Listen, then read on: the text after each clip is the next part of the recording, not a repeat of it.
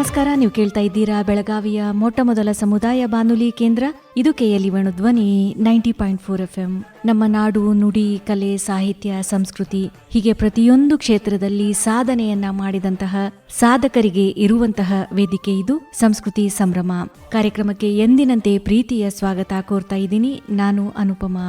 ಇಂದಿನ ಕಾರ್ಯಕ್ರಮದಲ್ಲಿ ನಮ್ಮೊಂದಿಗಿದ್ದಾರೆ ಚಾರಿತ್ರಿಕ ಕಾದಂಬರಿಕಾರರು, ನಿವೃತ್ತ ತಹಶೀಲ್ದಾರರು, ಬೆಳಗಾವಿ ಕನ್ನಡ ಸಾಹಿತ್ಯ ಪರಿಷತ್ತಿನ ಮಾಜಿ ಜಿಲ್ಲಾಧ್ಯಕ್ಷರು ಹಾಗೂ ಕನ್ನಡ ಭವನದ ಕಾರ್ಯದರ್ಶಿ, ಕಾದಂಬರಿ ಸಾರ್ವಭೌಮ ಯರು ಪಾಟೀಲ್ ಅವರು. ಸರ್ ನಮಸ್ತೆ, ಕಾರ್ಯಕ್ರಮಕ್ಕೆ ಪ್ರೀತಿಯ ಸ್ವಾಗತ. ನಮಸ್ಕಾರ ಮೇಡಮ್, ತಮಗೂ ಕೂಡ ನಮಸ್ಕಾರಗಳು. ಸರ್, ಇವಾಗ ಸಾಮಾನ್ಯವಾಗಿ ನಾವು ಮಾತಾಡ್ತಾ ಇರ್ತೀವಿ, ಒಂದು ನಮ್ಮ ಹಿಂದಿನ ಈ ವೃತ್ತಿ ಬದುಕಾಗಿರಬಹುದು ಅಥವಾ ಸಾಧನೆಯ ಹಾದಿಗೆ ಬಾಲ್ಯದ ಪ್ರಭಾವ ಬಹಳಷ್ಟು ಇರುತ್ತೆ. ಹಾಗಾಗಿ ನಮ್ಮ ಈ ಕಾರ್ಯಕ್ರಮವನ್ನು ತಮ್ಮ ಬಾಲ್ಯದ ಮೂಲಕ ಪ್ರಾರಂಭ ಮಾಡಬಹುದಾ? ಬಾಲ್ಯದ ಬಗ್ಗೆ ತಿಳಿಸಿಕೊಡಿ ಸರ್, ಹಾಗೆ ತಂದೆ ತಾಯಿ ಪರಿಚಯ. ನಮ್ಮ ತಂದೆ ತಾಯಿಗಳ ಬಗ್ಗೆ ಹೇಳಬೇಕು ಅಂತಂದ್ರೆ, ನಾವು ಕೃಷಿಕ ಮನೆತನದಲ್ಲಿ ಹುಟ್ಟಿದವರು. ನಮ್ಮ ತಂದೆಯವರು ಏನಿಲ್ಲ ಮೇಲಿನ ಮೇಲೆ ಮಹಾಭಾರತ ರಾಮಾಯಣ ಕಥೆಗಳನ್ನ ಹೇಳ್ತಾ ಇದ್ರು, ಸರ್ವಜ್ಞನ ವಚನಗಳು ಹೇಳ್ತಾ ಇದ್ರು. ಇದೇ ರೀತಿಯಾಗಿ ಮನೆಯಲ್ಲಿ ನಾನು ಬಾಲ್ಯವನ್ನು ಕಳೆದ್ರೆ, ಓಣಿಯಲ್ಲಿ ಕೂಡ ನಾನು ಸಾಕಷ್ಟು ಸ್ನೇಹಿತರಿದ್ರು, ಅವರು ಕೂಡ ಸುಸಂಸ್ಕೃತರು. ಎಲ್ಲಕ್ಕಿಂತ ಮುಖ್ಯವಾಗಿ ನನ್ನ ಸಾಹಿತ್ಯಕ್ಕೆ ಪ್ರೇರಣೆ ಅಂತ ಸವದತ್ತಿ ಉಕ್ಕಿನ ಕೋಟೆ ಅಂತಂದ್ರೆ ಅಡ್ಡಿ ಇಲ್ಲ, ಸವದತ್ತಿ ಆಯಕಟ್ಟಿನ ಸ್ಥಳದಲ್ಲಿರತಕ್ಕಂಥ ಕೋಟೆ. ಆ ಕೋಟೆಯನ್ನ ನವಲಗುಂದ ಸಿರಸಂಗಿ ಸಂಸ್ಥಾನದ ಜಾಯಪಗೌಡ ದೇಸಾಯಿ 1742ರಲ್ಲಿ ಅದನ್ನು ಕಟ್ಟಿದ್ರು. ನಾವು 10ನೇ ತರಗತಿಯನ್ನು ಓದ್ತಾ ಇರುವ ಸಂದರ್ಭದಲ್ಲಿ ಅಲ್ಲಿ ಪರೀಕ್ಷೆ ಸಮೀಪದಾಗ ಅಲ್ಲಿ ಅಭ್ಯಾಸ ಮಾಡ್ತಾ ಇದ್ದೀವಿ. ಅಲ್ಲಿ ಅಭ್ಯಾಸವನ್ನು ಮಾಡ್ತಕ್ಕಂಥ ಸಂದರ್ಭದಲ್ಲಿ ಕೋಟೆ ದಿನದಿಂದ ದಿನಕ್ಕೆ ಹಾಳಾಗ್ತಾ ಇತ್ತು. ಅದು ನಮ್ಮ ಕಣ್ಣು ಮುಂದೆನೇ ಒಂದು ಚಾರಿತ್ರಿಕವಾಗಿರ್ತಕ್ಕಂಥ ಒಂದು ಸ್ಮಾರಕ ಹಾಳಾಗ್ತಾ ಇದೆಯಲ್ಲ, ಇದಕ್ಕೆ ನಮ್ಮಿಂದ ಏನು ಮಾಡೋಕ್ಕೆ ಸಾಧ್ಯ ಅಂದಾಗ, ನಾವು ವಿದ್ಯಾರ್ಥಿಗಳು ಇರತಕ್ಕಂಥ ಸಂದರ್ಭದಲ್ಲಿ ನಮ್ಮಿಂದ ಏನೂ ಸಾಧ್ಯ ಇರಲಿಲ್ಲ. ಆದ್ರೆ ಮುಂದೆ ಅದು ನನ್ನ ಮನಸ್ಸಿನಲ್ಲಿ ಕೊರಿತಾ ಇತ್ತು. ಮೊಟ್ಟ ಮೊದಲೇ ನನ್ನ ಲೇಖನ ಸವದತ್ತಿ ಕೋಟೆ ಬಗ್ಗೆ ಬರೆದೆ. ನಂತರ ನನ್ನ ವಿದ್ಯಾಗುರುಗಳಾಗಿರ್ತಕ್ಕಂಥ ವಿರೂಪಾಕ್ಷ ಬಡಿಗೇರವರು ಈ ಒಂದು ಲೇಖನವನ್ನು ಇನ್ನೂ ಸ್ವಲ್ಪ ವಿಸ್ತಾರ ಮಾಡೋ ಪುಸ್ತಕ ಬರೀರಿ ಅಂತರು. ಅದೇ ರೀತಿಯಾಗಿ ಸವದತ್ತಿ ಉಕ್ಕಿನ ಕೋಟೆ ಅಂತಕ್ಕಂಥ ಪುಸ್ತಕವನ್ನು ಬರೆದೆ. ಅದು ನನ್ನ ಮೊಟ್ಟ ಮೊದಲೇ ಸ್ವತಂತ್ರ ಕೃತಿ. ತದನಂತರ ಸವದತ್ತಿ ಬಗ್ಗೆನೂ ಕೂಡ ಒಂದು ಮಾತನ್ನು ಹೇಳಬೇಕಿಲ್ಲೇ. ಸಾಮಾನ್ಯವಾಗಿ ಯಾವುದೇ ಒಂದು ಊರು ತನ್ನದೇ ಆಗಿರ್ತಕ್ಕಂಥ ಪುರಾಣ, ಇತಿಹಾಸ ಇರ್ಬೋದು, ಸ್ಮಾರಕ ಇರ್ಬೋದು, ಅರಮನೆ ಇರ್ಬೋದು, ವಾಡೆಗಳಿರ್ಬೋದು, ಆನೆಕಟ್ಟಿರ್ಬೋದು, ನದಿಗಳಿರ್ಬೋದು, ಬೆಟ್ಟಗಳಿರ್ಬೋದು, ಗುಡ್ಡಗಳಿರ್ಬೋದು, ಅವುಗಳಿಂದ ಹೆಸರುಗಳನ್ನು ಮಾಡಿರ್ತಕ್ಕಂಥ ಊರುಗಳು. ಆದರೆ ಸವದತ್ತಿಯ ವಿಶೇಷತೆ ಏನು ಅಂತಂದ್ರೆ, ಸವದತ್ತಿಯಲ್ಲಿ ಪುರಾಣ ಇದೆ, ಇತಿಹಾಸ ಇದೆ, ಕೋಟೆ ಕೊತ್ತಲಗಳಿವೆ, ವಾಡೆಗಳಿವೆ, 7 ಗುಡ್ಡ, 7 ಜಲಧಾರಿಗಳಂದ್ರೆ ಅಡ್ಡಿ ಅಲ್ಲ. ತದನಂತರ ಅಲ್ಲಿ ಅಣೆಕಟ್ಟು ಕೂಡ ಇದೆ, ಮಲಪ್ರಭಾ ಅಣೆಕಟ್ಟು ಕೂಡ. ಈ ರೀತಿಯಾಗಿ ಸವದತ್ತಿ ತನ್ನದೇ ಆಗಿರ್ತಕ್ಕಂಥ ಎಲ್ಲ ವೈಶಿಷ್ಟ್ಯಗಳನ್ನು ಬೆಳೆಸಿಕೊಂಡು ಬೆಳೆದಿರ್ತಕ್ಕಂಥ ಊರು. ಅದಕ್ಕೆ 7 ಕೊಳ್ಳ ಎಲ್ಲಮ್ಮ ಅಂತಕ್ಕಂಥ ಹೆಸರು ಬಂದಿದೆ. 7 ಕೊಳ್ಳ 7 ಗುಡ್ಡ. ಈ ಹಿನ್ನೆಲೆಯಲ್ಲಿ ಸವದತ್ತಿಯಲ್ಲಿ ಪ್ರಾಕೃತಿಕವಾಗಿ, ನಿಸರ್ಗಿಕವಾಗಿ ಗುಹೆಗಳು ಕೂಡ ಬಹಳ ಮಹತ್ವದ್ದು. ಒಂದೊಂದು ಗುಹೆಗೂ ಒಂದೊಂದು ಕಥೆಗಳಿರುವುದನ್ನು ನೋಡಬಹುದು. ಗುಹೆಗಳ ಬಗ್ಗೆನೇ ಒಂದು ಲೇಖನ ಕೂಡ ಮಾಡಿದೆ ನಾನು. ಈ ರೀತಿಯಾಗಿ ಒಂದು ನಿಸರ್ಗದತ್ತವಾಗಿರ್ತಕ್ಕಂಥ ಆಕರ್ಷಕವಾಗಿರ್ತಕ್ಕಂಥ ಸಂಗತಿಗಳೇನಿವೆ ಅವೆಲ್ಲವೂ ಸವದತ್ತಿಯಲ್ಲಿವೆ. ಇದು ಸವದತ್ತಿಯ ವಿಶೇಷತೆ. ನನ್ನ ಸಾಹಿತ್ಯಕ್ಕೆ ಪ್ರೇರಣೆ ನನ್ನ ತಂದೆ ತಾಯಿಗಳು ಮತ್ತು ನಮ್ಮ ಅಣ್ಣನ ಬಗ್ಗೆ ನಂತರ ಹೇಳ್ತೇನೆ. ಸವದತ್ತಿಯ ಒಂದು ವಾತಾವರಣ ಇರ್ಬೋದು, ನಮ್ಮ ತಂದೆ ತಾಯಿಗಳ ಪ್ರೋತ್ಸಾಹ ಇರ್ಬೋದು, ಇವೆಲ್ಲಗಳ ಒಂದು ಪ್ರೇರಣೆಯಿಂದ ನಾನು ಸಾಹಿತಿ ಆದೆ ಅಂತ ಹೇಳ್ಬೋದು. ಇನ್ನು ಗೆಳೆಯರ ಬಗ್ಗೆ ಹೇಳಬೇಕು ಅಂತಂದ್ರೆ, ಮೊದಲಿಂದಲೂ ನನಗೆ ಭಾಳ ಚಾರಿತ್ರಿಕ ಹೊಂದಿರತಕ್ಕಂಥ ಸ್ನೇಹಿತರು ಕೂಡ ಇದ್ದರು. ಅದರಲ್ಲಿ ಸಾಕಷ್ಟು ಜನ ಹೆಸರು ಕೂಡ ಹೇಳ್ಬೋದು. ಅದು ಒಂದು ಮನೆ ಮತದಾರ ಪಟ್ಟಿ ಆಗ್ಬೋದು. ಆದರೂ ಕೂಡ ಸಂಕ್ಷಿಪ್ತವಾಗಿ ಹೇಳಬೇಕು ಅಂತಂದ್ರೆ, ಅಶೋಕ್ ಗೌಡೋಗ್ ಸರ್ ಇರ್ಬೋದು, ಅದೇ ರೀತಿ ವೀರಣ್ಣ ಬಿರಾದರ್ ಇರ್ಬೋದು, ರಮೇಶ್ ಜಾಧವ್, ಆಮೇಲೆ ಗದಿಯಪ್ಪ ತಿಗಡಿ, ಆಮೇಲೆ ಬಸವರಾಜ ಕುಪ್ಪಸಗೌಡ್ರ, ಈ ರೀತಿ ಏನೈತಲ್ಲ ನಮ್ಮ ಮೊದಲಿನಿಂದಲೂ ಕೂಡ ನನ್ನ ಸ್ನೇಹಿತರು ನನಗೆ ಈ ಸಾಹಿತ್ಯಿಕವಾಗಿರ್ತಕ್ಕಂಥ ಪ್ರೋತ್ಸಾಹವನ್ನು ಕೊಡ್ತಾಯಿದ್ರು. ಇದು ನನ್ನ ಬಾಲ್ಯದ ಜೀವನ ಮತ್ತು ಸಾಹಿತ್ಯವನ್ನು ರಚನೆ ಮಾಡೋದಕ್ಕಿರ್ತಕ್ಕಂಥ ಸಂಗತಿಗಳು. ಇನ್ನೇನು ಮುಖ್ಯವಾಗಿ ನಾವು ಮಣ್ಣನ ಬಗ್ಗೆ ಕೂಡ ಹೇಳಲೇಬೇಕು. ಆರ್ಥಿಕವಾಗಿ ಈಗಾಗಲೇ ಹೇಳಿದಂತೆ ನಮ್ಮದು ಕೃಷಿಕ ಮನೆತನ ಇದ್ದರೂ ಕೂಡ ನಮ್ಮ ಅಣ್ಣ BR ಪಾಟೀಲ್, ಬಸನಗೌಡ ರುದ್ರಗೌಡ ಪಾಟೀಲ್ ಅಂತ ಹೇಳಿದ್ದಾರೆ. ಅವ್ರು ನನಗೆ ವಿದ್ಯೆಗೆ ಭಾಳ ಪ್ರೋತ್ಸಾಹವನ್ನು ಕೊಟ್ಟರು. ನಾ ಸವದತ್ತಿಯಲ್ಲಿ ಆವಾಗ PUC ವರೆಗೆ ಮಾತ್ರ ಇತ್ತು. PUC ತದನಂತರ ನಾವು ಓದ್ತಕ್ಕಂಥ ಒಂದು ಅನುಕೂಲತೆ ಇರಲಿಲ್ಲ. ಆದರೆ ನನ್ನ ಧಾರವಾಡದಲ್ಲಿಟ್ಟು ಪ್ರತಿ ವಾರ ನನಗೆ ಸ್ವಲ್ಪ ಖರ್ಚಿಗೆ ಹಣವನ್ನು ಕೊಟ್ಟು ನಮ್ಮನ್ನು ಬೆಳೆಸಿ ವಿದ್ಯಾಭ್ಯಾಸ ಕೊಡಿಸಿರ್ತಕ್ಕಂಥ ಒಟ್ಟಿನಲ್ಲಿ ಇವತ್ತು ನಾನು ಸುಮಾರು 60 ಕೃತಿಗಳನ್ನ ಬರೀಬೇಕಾದ್ರೆ, ಬೆಳಗಾವಿ ಜಿಲ್ಲಾ ಕನ್ನಡ ಸಾಹಿತ್ಯ ಪರಿಷತ್ತಿನ ಅಧ್ಯಕ್ಷನಾಗಬೇಕಾದ್ರೆ, ಅದೇ ರೀತಿಯಾಗಿ ತಹಸೀಲ್ದಾರ್ನಾಗಿ ನಿವೃತ್ತಿ ಆಗಬೇಕಾದ್ರೆ, ಇವತ್ತು ನಾನು ಈ ವೇಣುಧ್ವನಿ ಮುಂದೆ ಕುಂತು ಮಾತಾಡಬೇಕಾದ್ರೆ ಇದಕ್ಕೆ ಮುಖ್ಯವಾಗಿರ್ತಕ್ಕಂಥ ಕಾರಣ ಯಾರು ಅಂದ್ರೆ ನಮ್ಮಣ್ಣ ಬಸವರಾಜ ಪಾಟೀಲ್ ಅಂತ ಹೇಳಿದ್ರೆ ಅತಿಶಯೋಕ್ತಿ ಆಗಲಾರದು. ಅಷ್ಟೇ ಅಲ್ಲದೆ ನಾನು ಮೊದಲ ಒಂದು ಸ್ವತಂತ್ರವಾಗಿ ಒಂದು ಉದ್ಯೋಗ ಮಾಡಬೇಕು ಅಂತ ಇದ್ದಾಗ ಒಂದು ಅನಿವಾರ್ಯ ಒಂದು ಕಂದಾಯ ಇಲಾಖೆಯಲ್ಲಿ ನೌಕರಿ ಬಂತು. ಚಿತ್ರದುರ್ಗ ಜಿಲ್ಲೆ ಮೊಳಕಾಲ್ಮೂರು ಅಂತಕ್ಕಂಥ ಆಂಧ್ರ ಪ್ರದೇಶದ ಒಂದು ಗಡಿ ಭಾಗ ಅದು. ಅಲ್ಲಿ ತಹಸೀಲ್ದಾರ್ ಕಚೇರಿಗೆ ನನಗೆ ನೌಕರಿ ಬಂದ ತಕ್ಷಣ ನಮ್ಮ ಅಣ್ಣ ಅಲ್ಲಿ ಕರ್ಕೊಂಡು ಹೋಗಿ ಅಲ್ಲಿ ಬಿಟ್ಟು ಅಲ್ಲಿ ವಸತಿ ಇರ್ಬೋದು, ಊಟದ್ದು ಎಲ್ಲ ವ್ಯವಸ್ಥೆ ಮಾಡ್ಕೊಂಬಂದ. ಯಾಕೆ ಅವಾಗಿನ್ನೂ ನಾವು ಸಣ್ಣವರಲ್ಲ, ಇನ್ನೂ ನಾವು ಕಾಲೇಜಿನಲ್ಲಿ BA 2ನೇ ತರಗತಿ ಓದ್ತಾ ಇರೋ ಸಂದರ್ಭದಲ್ಲೇ ನೌಕರಿ ಬಂದುಬಿಡ್ತು ನನಗೆ. ಅವಾಗ ನಮ್ಮ ಅಣ್ಣ ಏನು ಮಾಡಿದ, ಅವನ ಫಾರ್ಮ್ ಕೂಡ ಅವನು ತುಂಬಿಟ್ಟದ್ದು ನೌಕರಿ ಸಲುವಾಗಿ. ಒಟ್ಟಾರೆ ಏನೈತಲ್ಲ 38 ಸರ್ಕಾರಿ ಸೇವೆ ಮಾಡಿದ್ದೀವಿ. ಸರ್ಕಾರಿ ಸೇವೆ ಕೂಡ ನನ್ನದು ತೃಪ್ತಿಕರವಾಗಿರ್ತಕ್ಕಂಥ ಸೇವೆ. ಸರ್ಕಾರಿ ಸೇವೆಯಲ್ಲಿ ನಾನು 3 ಬಡ್ತಿಗಳನ್ನ ತೆಗೆದುಕೊಂಡೆ. ಒಬ್ಬ ಶೀಘ್ರ ಲಿಪಿಗಾರನಾಗಿ, ಶಿರಸ್ತೇದಾರನಾಗಿ ಮತ್ತು ತಹಸೀಲ್ದಾರನಾಗಿ ನಾನು 38 ವರ್ಷಗಳ ಸೇವೆಯನ್ನು ಯಶಸ್ವಿಯಾಗಿ ಮಾಡಿದ್ದೇನೆ. IAS ಅಧಿಕಾರಿಗಳು ಮತ್ತು KS ಅಧಿಕಾರಿಗಳು ಮತ್ತು ಚುನಾಯಿತ ಪ್ರತಿನಿಧಿಗಳು ಅವರೆಲ್ಲರ ಪ್ರೀತಿ ಮತ್ತು ಅಭಿಮಾನವನ್ನು ಗಳಿಸಿಕೊಂಡು ನಾನು ನೌಕರಿ ಮಾಡಬೇಕಾದಂಥ ಒಂದು ಸಂದರ್ಭ ಬಂತು. ಇದಕ್ಕೆಲ್ಲ ಕಾರಣ ನಮ್ಮಣ್ಣ ಬಸವಣ್ಣ ಪಾಟೀಲ್ ಅಂತ ಹೇಳಿದ್ರೆ ಅಡ್ಡಿ ಇಲ್ಲ.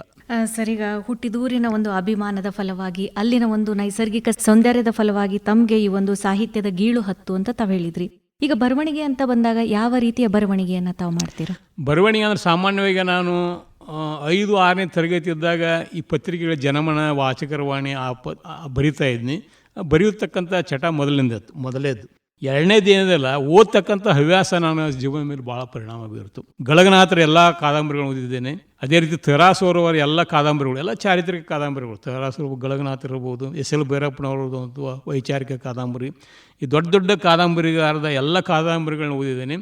ಈ ಎಲ್ಲ ಕಾದಂಬರಿಗಳನ್ನ ಓದೋದಕ್ಕೆ ಮೂಲ ಪ್ರೇರಣೆ ಅಂತಂದ್ರೆ ಮೊದಲು ಬರ್ತಕ್ಕಂಥ ಚಂದಮಾಮ ಮತ್ತು ಬಾಲಮಿತ್ರ, ಅವುಗಳನ್ನಂತೂ ನಾನು ಗ್ರಂಥಾಲಯಕ್ಕೆ ಹೋಗಿ ಕಡ್ಡಾಯ ಓದ್ತಾ ಇದ್ದೆ. ಸುಮಾರು ಒಂದು ಅಂದಾಜಿನ ಪ್ರಕಾರ ಅಂತಂದರೆ ಸುಮಾರು 1,500 ಕಾದಂಬರಿಗಳನ್ನ ಓದಿದೆ ನಾನು ಎಲ್ಲರದು. ಅದರಲ್ಲೂ ವಿಶೇಷವಾಗಿ N. ನರಸಿಂಹಯ್ಯ ಬರೆದಿರ್ತಕ್ಕಂಥ ಪತ್ತೇದಾರಿ ಕಾದಂಬರಿಗಳು, ಅವರು ಕೂಡ ಸುಮಾರು ಒಂದು 500 ಕಾದಂಬರಿಗಳನ್ನ ಬರೆದರು. ಅವ್ರ ಪತ್ತೇದಾರರು, ಅವ್ರು 3 ಜನ ಪತ್ತೇದಾರಿದ್ರು. ಒಬ್ಬ ಪತ್ತೇದಾರ ಪುರುಷೋತ್ತಮ, ಪತ್ತೇದಾರ ಮಧುಸೂದನ, ಪತ್ತೇದಾರ ಅರಿಂಜಯ ಅಂತ ಹೇಳ್ತಾರೆ. ಆ 3 ಜನರ ಒಂದೊಂದು ಸಾಹಸಗಳನ್ನ 100 ಕೃತಿ ಬರೆದ್ರು ಅವರು. ಮುಂದೆ ಪತ್ತೇದಾರ ಬೃಹಸ್ಪತಿ ಅಂತಕ್ಕಂಥ ಮತ್ತೊಬ್ಬ ಪತ್ತೇದಾರ. ನಂತರ ಸಾಮಾಜಿಕ ಕಾದಂಬರಿ, ಅವರ 500 ಕಾದಂಬರಿಗಳಲ್ಲಿ ಸುಮಾರಾಗಿ ನಾನು ಒಂದು 350 ಕಾದಂಬರಿ ಓದಿರ್ಬೋದು. ಒಟ್ಟು ಏನು ಇವತ್ತು ನಾ ಸಾಹಿತ್ಯ ಆಗಬೇಕಾದ ಕಾರಣ ಏನು ಅಂತಂದ್ರೆ ಓದು ಓದು ಓದು. ಇದು ನಾನು ಭಾಳ ಹೆಮ್ಮೆಯಿಂದ ಹೇಳ್ಕೊಳ್ಳೋಕೆ ಇಷ್ಟಪಡ್ತೇನೆ. ಇವತ್ತಿಗೂ ಕೂಡ ನಾನು ಸರ್ಕಾರಿ ಸೇವೆಯಿಂದ ನಿವೃತ್ತಿಯಾಗಿ ಮುಂದಿನ ತಿಂಗಳಿಗೆ ಸರಿಯಾಗಿ 9 ವರ್ಷ ಆದರೂ ಕೂಡ ಇವತ್ತೂ ಕೂಡ ನಾನು ಓದೋದೇ ಮಲಗೋದಿಲ್ಲ. ಎಲ್ಲಿಯಾದರೂ ಖಾಲಿ ಕುಂತೀನಿ ಅಂದರೆ ಓದೋದು.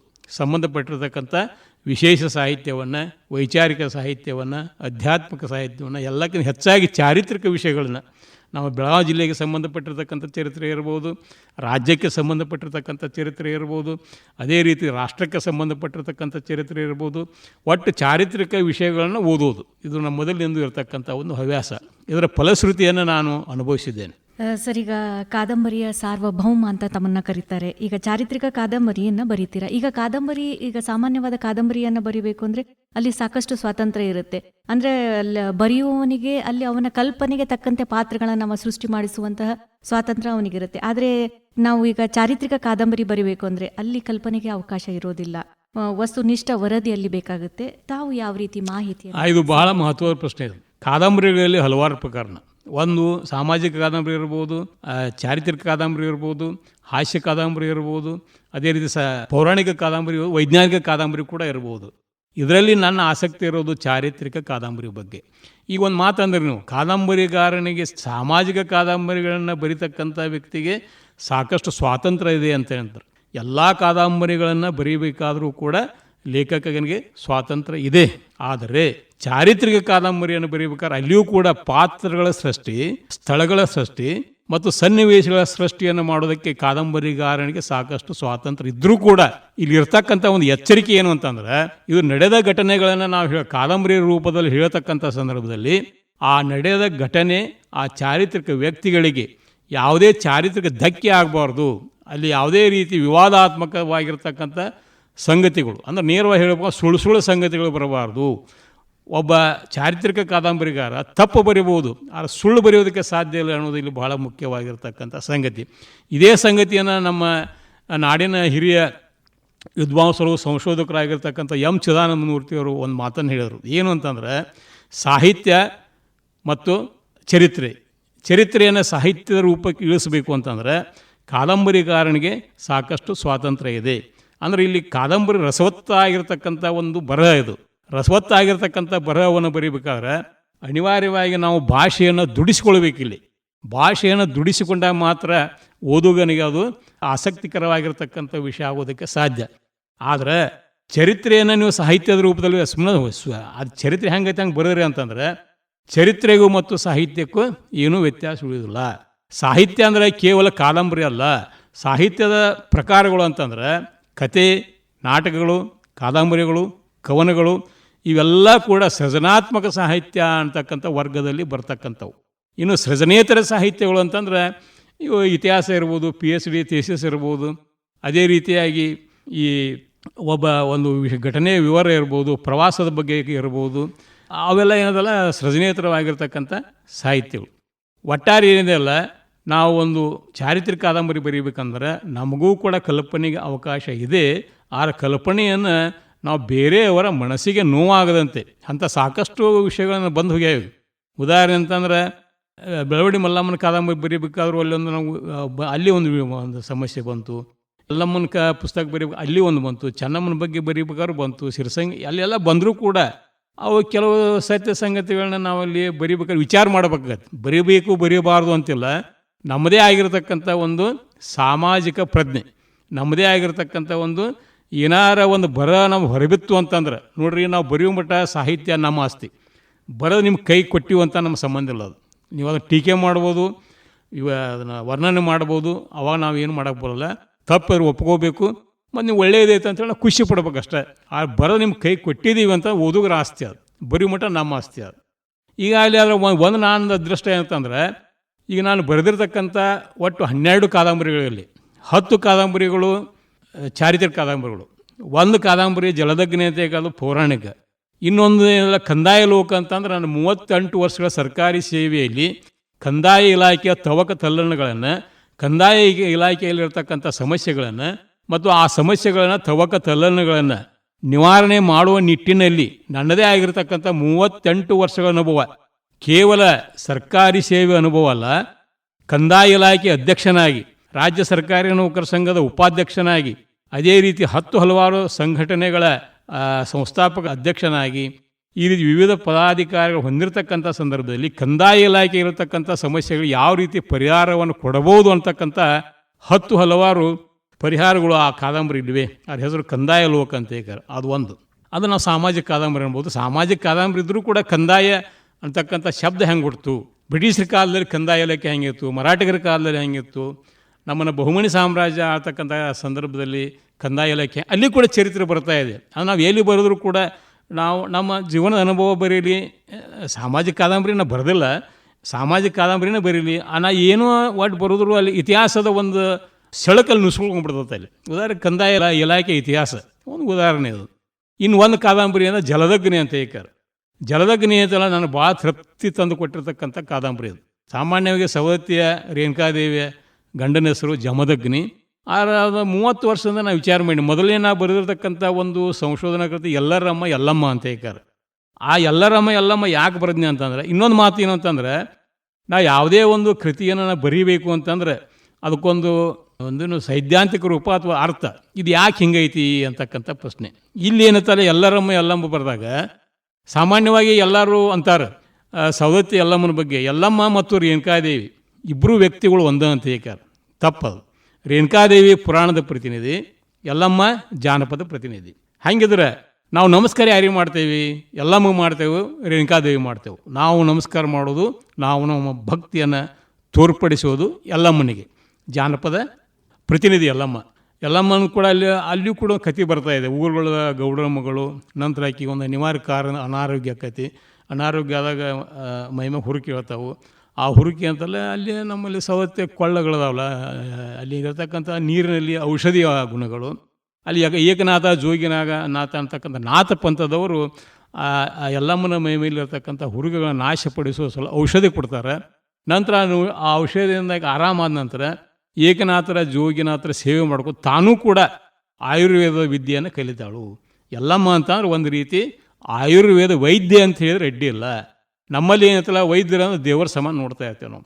ಯಲ್ಲಮ್ಮ ಕೂಡ ಆಯುರ್ವೇದ ವಿದ್ಯೆಯನ್ನು ಕಲಿತಿದ್ದರಿಂದ ಸಾಕಷ್ಟು ಜನರ ರೋಗಗಳನ್ನು ಗುಣಪಡಿಸಿದಳು. ಆದ್ದರಿಂದ ಯಲ್ಲಮ್ಮ ನಮಗೆ ದೇವತೆಯಾಗಿ, ದೇವಿಯಾಗಿ ಈ ರೀತಿ ಮುಂದೆ ಒಂದೊಂದು ಕಥೆಗಳು ಹುಟ್ಟಿದವು. ಐತಿಹ್ಯಗಳಿರ್ಬೋದು, ಜಾನಪದ ಕಥೆಗಳಿರ್ಬೋದು, ಯಲ್ಲಮ್ಮನನ್ನು ಪವಾಡ ಪುರುಷರನ್ನಾಗಿ ಮಾಡೋ ಮುಖಾಂತರ ಇವತ್ತು ಅಲ್ಲಿ ಒಂದು ಭಕ್ತಿಯ ಒಂದು ಕನಜ.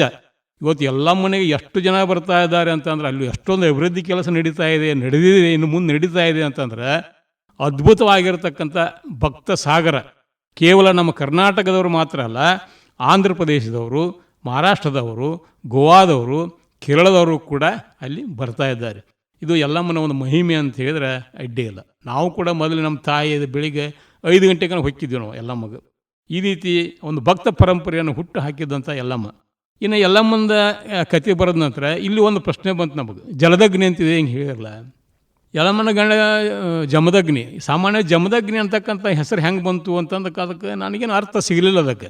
ಆದರೆ ಜಮದಗ್ನಿನ ಮೊದಲಿಗೆ ನಾವು ಹಿಡಿದ್ರೆ ಆತನ ವ್ಯಕ್ತಿತ್ವವನ್ನು ಅಧ್ಯಯನ ಮಾಡಿ ನೋಡಿದಾಗ ಸಾಮಾನ್ಯವಾಗಿ ಜಮದಗ್ನಿ ಇದೇನು ಮೊದಲು ಕೇಳಿ ಜಮದಗ್ನಿ ಅಂದ್ರೆ ಏನು ಸಿಟ್ನಾವ್ ಅಂತಂದ್ರಿ, ಸರಿ ಇದೆ ಅದು. ಆದರೆ ಸಾಮಾನ್ಯವಾಗಿ ಜಮದಗ್ನಿ, ವಿಶ್ವಾಮಿತ್ರ, ದುರ್ವಾಸ ಮುನಿ ಇವರೆಲ್ಲ ಸಿಟ್ಟಿನ ಮತ್ತೊಂದು ರೂಪ ಎಲ್ಲ ಬರ್ತಾರೆ. ನಮ್ಮ ಪೌರಾಣಿಕ ವಿಷಯ ಅದು, ಅದೇನು ಐತಿಹಾಸಿಕ ವಿಷಯ ಅಲ್ಲ ಅದು, ಒಂದು ಐತಿಹ್ಯಗಳ ಪ್ರಕಾರ ಬರ್ತಕ್ಕಂಥ. ಅದೇ ರೀತಿ ಜಮದಗ್ನಿ ಕೂಡ ಏನಂತಲ್ಲ ಸಿಟ್ನಾವ. ಆದರೆ ಅವನ ಬಗ್ಗೆ ನಾವು ಅಭ್ಯಾಸ ಮಾಡಿ ನೋಡಿದಾಗ ಸುಮ್ಮನೆ ಒಂದು 90 ವರ್ಷ ಬದುಕ್ಯಾನ ಅಂತ ಹಿಡಿದ್ರೆ 30 ವರ್ಷ ಮೊದಲು ಅವ ಶಾಂತ ಇರ್ತಾನೆ, ಮುಂದಿನ 30 ವರ್ಷ ಉಗ್ರಕ್ಕಾನ, ಮತ್ತು ಮುಂದಿನ ವರ್ಷ ಶಾಂತ ಆಗಿರ್ತಾನೆ ನಾವು. ಅದಕ್ಕೇನಂತ ಜಲ ಅನ್ನೋದು ಶಾಂತತೆಯ ಒಂದು ಪ್ರತಿರೂಪ, ಅಗ್ನಿ ಅನ್ನೋದು ಕೋಪದ ಪ್ರತಿರೂಪ. ಆದ್ದರಿಂದ ಆತನಿಗೆ ಜಮದಗ್ನಿ ಅಂತಕ್ಕಂಥ ಹೆಸರನ್ನು ಕೊಡುವ ಬದಲಾಗಿ ಜಲದಗ್ನಿ ಅಂತಿಟ್ರೆ ಹೆಂಗೆ ಅಂತೇಳಿ ಕೆಲವು ವಿದ್ವಾಂಸರ ಜೊತೆ ನಾನು ಚರ್ಚೆ ಮಾಡಿದಾಗ ಅವರು ಅದ್ಭುತವಾಗಿರ್ತಕ್ಕಂಥ ಪರಿಕಲ್ಪನೆ ಅಂತ ಹೇಳಿದರು. ಯಾಕೆ ನೀವು ಜಲದಗ್ನಿ ಅಂತೀರಿ ಅಂದಾಗ ನಾನು ಸಮರ್ಥನೆ ಮಾಡಿ ಹೇಳಿದಾಗ ಇಲ್ಲ ಖರೆ ಸರಿ ಐತೆ ಇದು ಜಲದಗ್ನಿ ಸರಿ ಅವ. ಈಗ ಉದಾಹರಣೆ ಮಹಾರಾಷ್ಟ್ರದಲ್ಲಿರ್ತಕ್ಕಂಥ ನಮ್ಮ ಹಿರಿಯ ಸಾಹಿತಿಗಳು ರಾಮಚಂದ್ರ ಭಾವೆ ಅಂತ ಹೇಳ್ತಾರೆ. ರಾಮಚಂದ್ರ ಭಾವೆ ಏನಿದೆಲ್ಲ ಅವರು ಪೌರಾಣಿಕ ಕಾದಂಬರಿಗಳನ್ನ, ಐತಿಹಾಸಿಕ ಕಾದಂಬರಿಗಳನ್ನ ಬರೆಯುವಲ್ಲಿ ಸಿದ್ಧಹಸ್ತರು. ಅವ್ರ ಜೊತೆ ಚರ್ಚೆ ಮಾಡಿನ. ಮತ್ತು ಈ ರೀತಿ ಇದೆಯಲ್ಲ, ಇದು ಯಾಕೋ ನಮ್ಮ ಜನರ ತಪ್ಪು ಕಲ್ಪನೆ ಇದೆ ಜಮದಗ್ನಿ ಅಂತಕ್ಕಂಥ ಹೆಸರಂದಾಗ ನಿಮ್ಮ ಅಭಿಪ್ರಾಯ ಏನು ಅಂತ ಅವ್ರು ಕೇಳೋರು. ಈ ರೀತಿ ವಿವರವನ್ನು ಕೊಟ್ಟವ್ರಿಗೆ ಭಾಳ ಅದ್ಭುತವಾಗಿರ್ತಕ್ಕಂಥ ಪರಿಕಲ್ಪನೆ ಇದು. ನೀವೇನು ಮಾಡಿರಿ, ಇದು ಭಾಳ ಅದ್ಭುತ ಇದೆ. ನನಗೂ ಈಗ ನಾನು ಸಾಕಷ್ಟು ಪೌರಾಣಿಕ ಕಾದಂಬರಿ ಬರೆದೆ, ನನಗೂ ಈ ಕಲ್ಪನೆ ಬಂದಿರ್ಕಿಲ್ಲ. ನೀವು ಕಾದಂಬರಿ ಬರೆದು ನಾನು ಕಳಿಸ್ರದನ್ನು. ನಾನು ಕೂಡ ಇಲ್ಲಿವರೆಗೆ ಒಂದು 50-60 ಕಾದಂಬರಿ ಬರೆದ್ರೂ ಕೂಡ ಯಾರಿಗೂ ಮುನ್ನುಡಿ ಬರೆದು ಕೊಟ್ಟಿಲ್ಲ. ನಿಮ್ಮ ಜಲದಗ್ನಿ ಕಾದಂಬರಿ ಮಾತ್ರ ನಾನು ಮುನ್ನುಡಿ ಬರೆದು ಕೊಡ್ತೇನೆ ಅಂತ ಹೇಳ್ಕಾರ. ಜೆರಾಕ್ಸ್ ಕಾಪಿ ಅವ್ರು ಕಳಿಸಿದಾಗ ಅವ್ರು ಒಂದು ವಾರದಲ್ಲಿ ಏನಿದೆಯಲ್ಲ ಅದನ್ನು ಓದಿಕಾರ ಅದ್ಭುತವಾಗಿರ್ತಕ್ಕಂಥ ಮುನ್ನುಡಿಯನ್ನು ಬರ್ಕೊಟ್ರು ಅವರು. ಅದು ಕೂಡ ಒಬ್ಬ ಹಿರಿಯ ಸಾಹಿತಿ. ಅಂಥ ಒಬ್ಬ ಹಿರಿಯ ಸಾಹಿತಿ ನನಗೆ ಒಂದು ಮುನ್ನುಡಿ ಬರ್ಕೊಟ್ರಲ್ಲ, ಅದು ನನಗೆ ಆ ಜಲದಗ್ನಿ ಅಂತಕ್ಕಂಥ ಕಾದಂಬರಿ ಅದು ಒಂದು ನನ್ನ ಶ್ರೇಷ್ಠ ಕಾದಂಬರಿ ಅಂತ ನಾನು ತಿಳಿತಾ ಇದ್ದೇನೆ.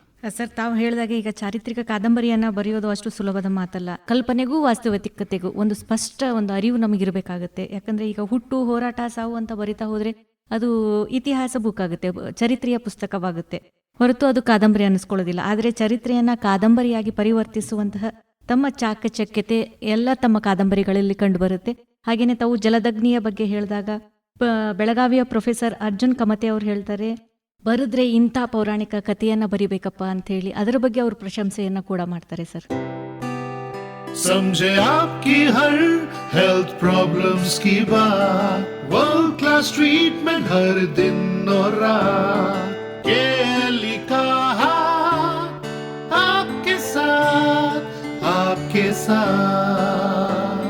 KLE Society's Dr. Prabhakar Kore Super Speciality Hospital. Cure for all health related problems. Experienced doctors and ultra modern facilities के साथ. KLE Society's Dr. Prabhakar Kore Super Speciality Hospital and Medical Research Center, Nehru Nagar, Belagavi. Call 08312473777. KLE ಕನಸು ನನ್ನ ಸದಾ ವೇಣುಧ್ವನಿ.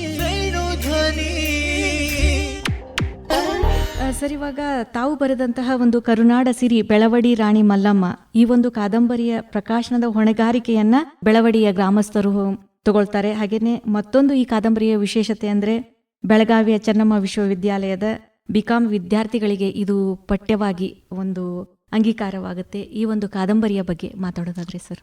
ನನ್ನ ಮೊಟ್ಟ ಮೊದಲನೇ ಕಾದಂಬರಿ ಕರುನಾಡ ಸಿಡಿಲು ವೀರರಾಣಿ ಬೆಳವಡಿ ಮಲ್ಲಮ್ಮ. ಇದು ನಾನು ಸರ್ಕಾರಿ ಸೇವೆ ನಿವೃತ್ತಿ ಆದ ನಂತರ 61ನೇ ವಯಸ್ಸಿನಲ್ಲಿ ಬರೆದಿರತಕ್ಕಂಥ ಮೊಟ್ಟ ಮೊದಲನೇ ಕಾದಂಬರಿ ಅದು. ಈ ಕಾದಂಬರಿಯನ್ನು ಬರೆದ ನಂತರ ಸಾಮಾನ್ಯವಾಗಿ ಎಲ್ಲರಿಗೂ ಗೊತ್ತಿದೆ, ಇವತ್ತು ಓದುಗರು ಕಡಿಮೆ ಅದಾರ, ನಾವು ಅದನ್ನು ದುಡ್ಡು ಹಾಕಿ ಏನತ್ತಲ್ಲ ಮುದ್ರಣ ಮಾಡಬೇಕು, ನಂತರ ಅದು ಯಾರು ಓದಲಾರದಂಥ ಪರಿಸ್ಥಿತಿಯಲ್ಲಿ ಇವತ್ತು ಈ ಮೊಬೈಲ್ ಇರ್ಬೋದು, ಟಿ ವಿ ಇರ್ಬೋದು, ಓದುಗರು ಕಡಿಮೆ ಆಗಿರತಕ್ಕಂಥ ಪರಿಸ್ಥಿತಿ ಒಳಗೆ ಇದು ಬರೋದು ಏನು ಮಾಡೋದು ಅಂತಕ್ಕಂಥ ಒಂದು ವಿಚಾರ ಬಂತು ನನಗೆ. ಆ ತುಡಿತ ಏನಿತ್ತು ಅಂದರೆ ಬೆಳವಡಿ ಮಲ್ಲಮ್ಮನ ಬಗ್ಗೆ ನಾನು 30 ವರ್ಷಗಳ ಕಾಲ ಅಧ್ಯಯನ ಮಾಡಿರ್ತಕ್ಕಂಥ ಸಂದರ್ಭದಲ್ಲಿ ಬರೀಲೇಬೇಕಾಯ್ತು ಅದನ್ನು.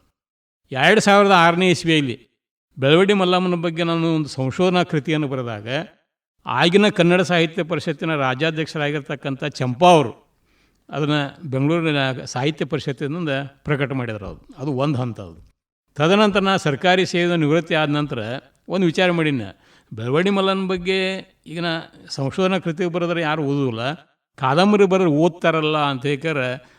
ಒಂದು 500 ಪುಟಗಳಷ್ಟು ಕಾದಂಬರಿ ಅದನ್ನು ಬರೆದ ಕಾಲ ನಾನು ನಿರ್ಣಯ ಮಾಡಿಬಿಟ್ಟಿನಿ, ಅದನ್ನು ಇಲ್ಲಿ ಬಿಟ್ಟು ಬಿಡ್ಬೇಕು, ಅದನ್ನು ಇದು ಒಂದೇ ಕಾದಂಬರಿ ಸಾಕಂತ ಈಗ ಇನ್ನೇ ಬರೆಯೋದು ಅವಶ್ಯಕತೆ ಇಲ್ಲ ಅಂತ. ಈಗ ಅಲ್ಲಿ ಒಂದು ಘಟನೆ ಏನಾಯ್ತು ಅಂದ್ರೆ, ಪೂಜ್ಯ ಶ್ರೀ ಸಿದ್ದೇಶ್ವರ ಮಹಾಸ್ವಾಮಿಗಳಿಂದ ಅದಕ್ಕೆ ಸ್ವಲ್ಪ ಒಮ್ಮೆ ಏನಾಯ್ತು, ನಾಗನೂರು ಶ್ರೀಗಳಿಗೆ ಸಿದ್ದೇಶ್ವರ ಶ್ರೀಗಳು ಕೇಳಿದರು, ಎಲ್ಲರೂ ಚೆನ್ನಮ್ಮನ ಬಗ್ಗೆನ ಬರೀತಾರೆ ಮತ್ತು ಬೆಳವಡಿ ಮಲ್ಲಮ್ಮ ಬಗ್ಗೆ ಅಂಥ ಕೃತಿ ಬಂದಿಲ್ಲ ಅಂದಾಗ ನಾಗರಮಠ ಶ್ರೀಗಳು ಏನಂದ್ರೆ, ನಾಗರಮಠದ ನಮ್ಮ ಸಿದ್ದರಾಮ ಮಹಾಸ್ವಾಮಿಗಳು ಇಲ್ಲ ನಮ್ಮಲ್ಲಿ ಯರು ಪಾಟೀಲ್ ಅಂತೂ ಬರೆದಾರ ಬರೀತಾ ಇದ್ದಾರೆ ಅಂದಾಗ ಸ್ವಲ್ಪ ಪ್ರತಿ ಕೇಳಿದ್ರು ಅವರು, ಪ್ರತೀಕ್ ಪಾಟ್ನೆ ಅದನ್ನು. ವಾಸ್ತವಿಕವಾಗಿ ಸಿದ್ದೇಶ್ವರ ಶ್ರೀಗಳಿಗೆ ಸ್ವಲ್ಪ ಕಣ್ಣಿನ ತ್ರಾಸಿತ್ತು, ಓದೋಕೆ ಆಗ್ತಿರ್ಕಿಲ್ಲ.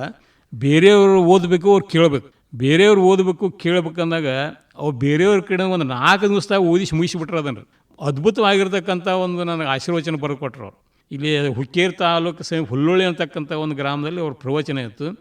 ಇಷ್ಟು ಬೆಳಿಗ್ಗೆ 8 ಗಂಟೆಗೆ ಅವರು ಶಿಷ್ಯರು ಫೋನ್ ಮಾಡಿದರು, ನಿಮ್ಮ ಕಾದಂಬರಿಯನ್ನು ಶ್ರೀಗಳ ಓದ್ಯಾರ ಮತ್ತು ಬಂದು ಅದು ಮುನ್ನುಡಿ ವೈರಿ ಆಶೀರ್ವಚನ ಅಂತ ಅಂದ್ರೆ ಅವರು. ನಾ ಹೋಗ್ಲವ್ರು ಒಂದು ಮಾತು ಏನಂದ್ಬಿಟ್ರು, ಏನಪ್ಪ ಇದಕ್ಕೆ ಚಿದಾನಂದ ಮೂರ್ತಿಯವ್ರು ಮುನ್ನುಡಿ ಹೇಳ್ಬೇಕಾಯ್ತು. ನಮ್ಮ ಚಿದಾನಂದ ಮೂರ್ತಿಯವ್ರು ಅದ್ಭುತವಾಗಿರತಕ್ಕಂಥ ಮುನ್ನುಡಿ ಬರೆದಿದ್ರು ಅದಕ್ಕೆ. ಶ್ರೀಗಳಂದ್ರೆ ಅವ್ರು ಏನು ರೀ ಚಿದಾನಂದ ಮೂರ್ತಿಯವರು ಕಾದಂಬರಿ ಮುನ್ನುಡಿ ಬರೆದಾರ ಅಂದಮೇಲೆ ನಾವು ಹೇಳೋದು ಇದಿಲ್ಲ, ಆದರೂ ಕೂಡ ಅದ್ಭುತವಾಗಿರ್ತಕ್ಕಂಥ ಕಾದಂಬರಿ.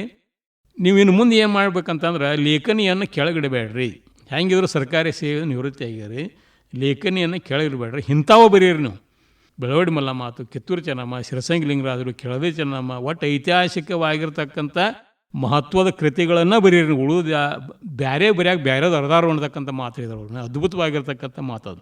ಅಂದರೆ ಬೇರೆ ಬೇರೆ ಸಾಮಾಜಿಕ ಕಾದಂಬರಿ ಇರ್ಬೋದು, ಪದ್ಯ ಬೇರೆಯವ್ರು ಅದಾರ, ನೀವು ಮಾತು ಇಂಥವು ಬರೀರಿ ಅಂತ ಅಂದುಬಿಟ್ರು ಅವರು. ಅವರದ ಮಾತಿನ ಫಲಾನೋ ಆಶೀರ್ವಾದ ಏನು ಮುತ್ತ ಅವ್ರು ಅಂದ ಪ್ರಕಾರ ನನ್ನ ಮುಂದೆ 12 ಕಾದಂಬರಿ ಬರೀಬೇಕಂತ ಪರಿಸ್ಥಿತಿ ಬಂದು ನನಗೆ. ಹೆಂಗೆ ಬರೆದು ಏನೋ ನನಗೆ ಗೊತ್ತಿಲ್ಲ. ಅದು ನನಗೂ ಸಾಕಷ್ಟು ಜನ ಪ್ರಕಾಶಕರು ಸಿಕ್ಕರು. ನಾಯನ ಚಾಮಿಣಿ ಆದ ಕಾದಂಬರಿ ಅಂತೂ ಬರ್ತಾವೆ, ಬರೀದು ಅಂತ ನನ್ನ ಕಡೆ ಶಕ್ತಿ ಸಿದ್ದೇಶ್ವರ ಶ್ರೀಗಳು ಕೊಟ್ಟಬಿಟ್ಟಾರೆ ನನಗೆ. ನನ್ನ ತಂದೆ ತಾಯಿಗಳು, ನಮ್ಮ ಅಣ್ಣನ ಹೆಸರು, ಗುರುಗಳ ಆಶೀರ್ವಾದ ಐತೆ ಇದು ನನಗೆ. ಒಟ್ಟು 12 ಕಾದಂಬರಿ ಬರೆದು ನೀ ನನಗೆ ಪ್ರಕಾಶಕರು ಸಿಕ್ಕರು, ಮುದ್ರಣ ಅದು. ಇವತ್ತು ಏನೈತಲ್ಲ ಈ ರೀತಿಯಾಗಿರ್ತಕ್ಕಂಥ. ಇನ್ನು ಬೆಳವಡಿ ಮಲ್ಲಮ್ಮ ಬಗ್ಗೆ ಹೇಳ್ಬೇಕಂತಂದ್ರೆ, ಆಗಿನ ಕಾಲಘಟ್ಟದಲ್ಲಿ 1600 ಇಸ್ವಿಯ ಕಾಲಘಟ್ಟದಲ್ಲಿ 2000 ಸುಸಜ್ಜಿತವಾಗಿರ್ತಕ್ಕಂಥ ತರಬೇತಿಯನ್ನು ಪಡೆದಿರತಕ್ಕಂಥ ಮಹಿಳಾ ಸೈನ್ಯವನ್ನು ಕಟ್ಟಿರ್ತಕ್ಕಂಥ ಧೀರ ಮಹಿಳೆ, ಜಗತ್ತಿನಲ್ಲಿ ಮಹತ್ವದ ರಾಣಿ. ಇದು ಮೊದಲೇದು.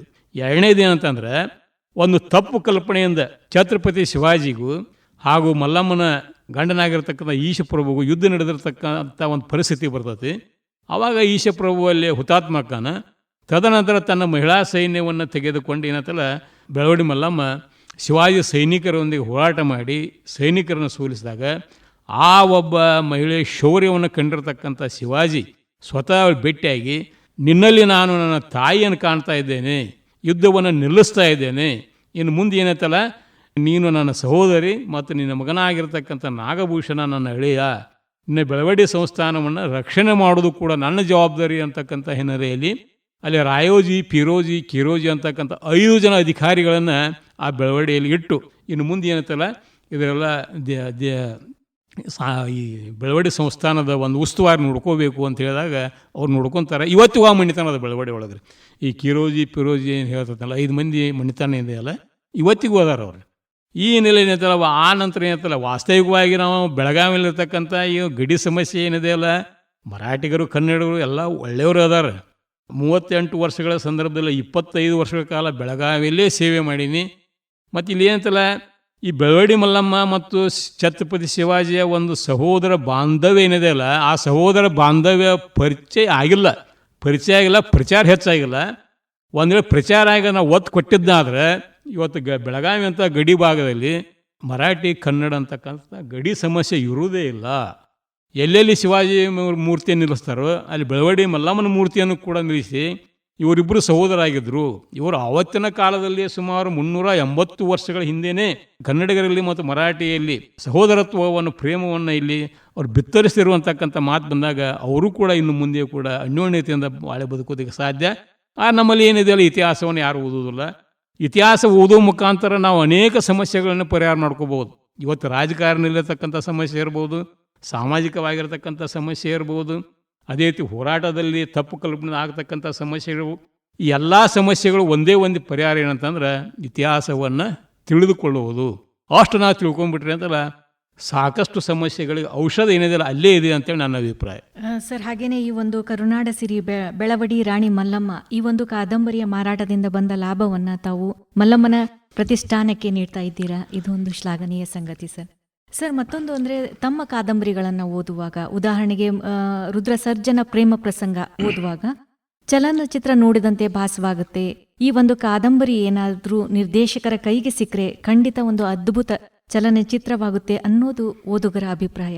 ತಮ್ಮ ಅಭಿಪ್ರಾಯ ಏನು ಸರ್? ನಮ್ಮ ಇವರು ಯಶವಂತ ಸರ್ದೇಶಪಾಂಡೆ ಅವರು ಆ ನಾಟಕವನ್ನು ನೋಡಿದ್ರು.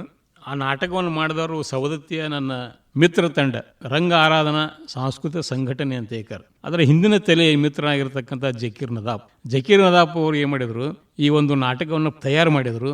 ಸವದತ್ತಿಯಲ್ಲಿ, ಕಿತ್ತೂರಲ್ಲಿ, ಬೆಳಗಾವಿಯಲ್ಲಿ ಆ ಪ್ರದರ್ಶನ ಮಾಡಿದರು. ಬೆಳಗಾವಿಯಲ್ಲಿ ಪ್ರದರ್ಶನ ಮಾಡಿರ್ತಕ್ಕಂಥ ಸಂದರ್ಭದಲ್ಲಿ ನಮ್ಮ ಖ್ಯಾತ ನಾಟಕ ಕಾರ್ಯಕರ್ತ ರಂಗಕರ್ಮಿ ಯಶವಂತ ಸರ್ದೇಶಪಾಂಡೆ ಅವರು ಬಂದಿದ್ದರು. ಆ ನಾಟಕವನ್ನು ನೋಡಿದರು. ಇದು ಸಿನಿಮಾ ಮಾಡೋಕ್ಕೆ ಯೋಗ್ಯವಾಗಿರ್ತಕ್ಕಂಥ ಸಂಗತಿ. ಮತ್ತು ಇದ್ರ ಬಗ್ಗೆ ಏನಂತಲ್ಲ, ನಾನು ಪುನೀತ್ ರಾಜ್ಕುಮಾರ್ ಜೊತೆ ಮಾತನಾಡಿ ನಿಮ್ಗೆ ಹೇಳ್ತೇನೆ ಅಂದರು. ಆನಂತರ ಹೇಳಿದ್ರು ಅವರು, ಅದು ಮಾಡ್ತಕ್ಕಂಥ ವಿಚಾರ ಐತಿ, ಅವ್ರ ಕೈಲಿ ಇನ್ನೊಂದು 2 ಸಿನಿಮಾ ಅದಾವೆ, ಅದು ಮುಗಿದ ನಂತರ ಮಾಡ್ತೇವೆ ಅಂತಕ್ಕಂಥ ಮಾತನ್ನು ಹೇಳಿದರು. ಆದರೆ ನಮ್ಮ ದುರ್ದೈವ ಮುಂದೆ ಅಂತ ನಮ್ಮ ಪುನೀತ್ ರಾಜ್ಕುಮಾರ್ ಅವರು ಕೇವಲ ನಟ ಅನ್ನೋದ ದೃಷ್ಟಿಯಿಂದ ನಾವು ನೋಡೋಲ್ಲ. ನಮ್ಮ ಸವದತ್ತಿಲಿರ್ತಕ್ಕಂಥ ದಾನಶ್ರೀ, ತ್ಯಾಗಶ್ರೀ, ಸಿರಸಂಗಿ ಲಿಂಗರಾಜರ ಸಮಸಮನಾಗಿರ್ತಕ್ಕಂಥ ವ್ಯಕ್ತಿ ಪುನೀತ್ ರಾಜ್ಕುಮಾರ್. ಅವ್ರು ಮಾಡಿರ್ತಕ್ಕಂಥ ಗೋಶಾಲೆ ಇರ್ಬೋದು, ಹೆಣ್ಣು ಮಕ್ಕಳಿಗೆ ಶಾಲೆ ಶಿಕ್ಷಣಕ್ಕೆ ಅವರು ವ್ಯವಸ್ಥೆ ಮಾಡಿದ್ದಿರ್ಬೋದು, ಹತ್ತಾರು ಸಾಮಾಜಿಕ ಕಾರ್ಯಗಳನ್ನು ನೋಡಿದಾಗ ಅವರು ಕೇವಲ ನಟರಾಗಿರಲಿಲ್ಲ, ಒಬ್ಬರು ಸಾಮಾಜಿಕ ಕಳಕಳಿಯನ್ನು ಹೊಂದಿರತಕ್ಕಂಥ ವ್ಯಕ್ತಿಯಾಗಿದ್ದರು ಅವರು. ಆದ್ರೆ ಮುಂದೆ ಅವರು ಇನ್ನೊಂದು ಸ್ವಲ್ಪ ಬದುಕಿದ್ರೆ ಇದೇನು ಸಿನಿಮಾ ಆಕ್ಕಿತ್ತು ಏನೋ ಮುಂದೆ ಅಷ್ಟಕ್ಕೆ ನಿಂತು ಬಿಡ್ತದೆ. ಆದರೆ ಸಾಕಷ್ಟು ಜನ ಏನೈತಲ್ಲ, ಆ ನಾಟಕವನ್ನು ನೋಡಿದ ನಂತರ, ನಾಟಕವನ್ನು ಓದಿದ ನಂತರ ಇದೊಂದು ಅದ್ಭುತವಾಗಿರ್ತಕ್ಕಂಥ ನಾಟಕ ಅಂತಕ್ಕಂಥ ಮಾತನ್ನು ಎಲ್ಲರೂ ಮುಕ್ತ ಕಂಠದಿಂದ ಪ್ರಶಂಸೆಯನ್ನು ಮಾಡಿದರು.